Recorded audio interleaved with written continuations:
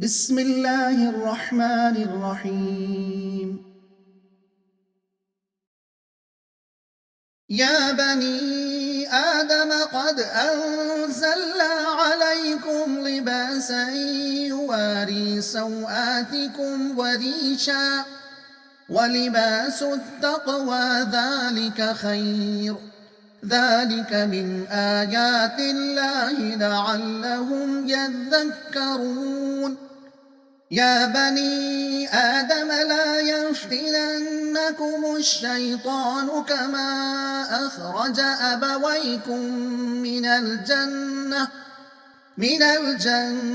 ينزع عنهما لباسهما ليريهما سوآتهما إنه يراكم هو وقبيله من حيث لا ترونهم إنا جعلنا الشياطين أولياء للذين لا يؤمنون.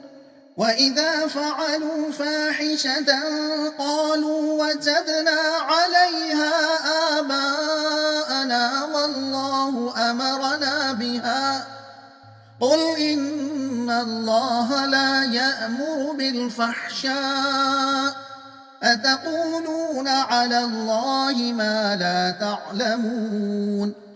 قل أمر ربي بالقسط وأقيموا وجوهكم عند كل مسجد وادعوه مخلصين له الدين كما بدأكم تعودون.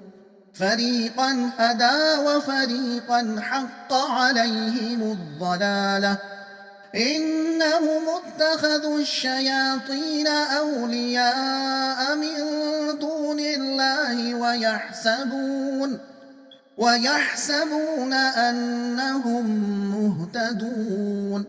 يا بني آدم خذوا زينتكم عند كل مسجد وكلوا واشربوا ولا تسرفوا إنه لا يحب المسرفين।